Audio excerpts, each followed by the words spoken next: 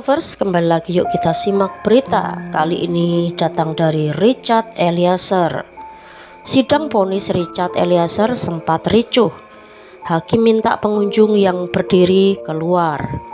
Sidang pembacaan vonis terdakwa kasus pembunuhan berencana Nofriansah Yosua Huta Barat atau Brigadir Joshua Richard Eliezer yang digelar di ruang sidang utama Pengadilan Negeri Jakarta Selatan Rabu 15 Februari 2023 sempat ricuh. Kericuhan tersebut terjadi ketika Richard Eliezer memasuki ruang sidang pukul 10.13 waktu Indonesia Barat. Saat Richard Eliezer masuk, para pendukung memaksa masuk ke dalam ruang sidang sehingga menyebabkan kericuhan dan desak-desakan antara pengunjung dan awak media yang meliput. Teriakan dukungan bercampur umpatan karena desak-desakan terdengar di dalam ruang sidang. Kericuhan dan desak-desakan ini berlangsung selama kurang lebih 20 menit. Pendukung Richard terus berteriak-teriak memberikan dukungan. "Semangat Richard!" teriak pendukung Richard Eliezer di ruang sidang yang seharusnya tenang dan sakral. Setelah majelis hakim masuk, para pendukung Richard Eliezer ini masih berkerumun dan berdesak-desakan. Saat Hakim Ketua Iman Wahyu Santoso membuka sidang, para pendukung Richard masih ricuh.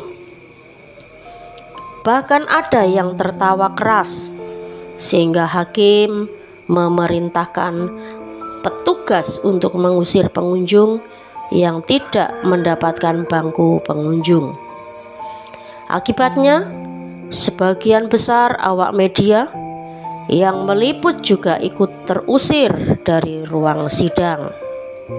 Sebagai informasi, Richard Eliezer Budihang Lumiu atau Baradae menjadi terdakwa terakhir yang bakal mendengarkan vonis dari majelis hakim. Sebelumnya Richard Eliezer dituntut 12 tahun penjara karena dinilai terbukti secara sah dan meyakinkan turut serta melakukan pembunuhan berencana terhadap Brigadir Joshua. Dalam kasus ini, Richard Eliezer menjadi terdakwa bersama dengan Ferdy Sambo, Putri Chandrawati, Rizky Rizal atau Bribka RR, dan Kuat Maruf. 4 terdakwa lainnya telah dinyatakan hakim terbukti secara sah dan meyakinkan bersalah melakukan tindakan pidana pembunuhan terhadap Brigadir Joshua yang direncanakan terlebih dahulu. Mereka dinilai telah melanggar pasal 340 Kitab Undang-Undang Hukum Pidana atau KUHP junto pasal 55 ayat 1 ke 1 KUHP. Ex-Kadif Propam Polri Ferdy Sambo dituntut hukuman pidana mati, sedangkan Putri Chandrawati divonis 20 tahun penjara. Kemudian Kuat Ma'ruf divonis 15 tahun penjara dan Rizky Rizal divonis 13 tahun penjara.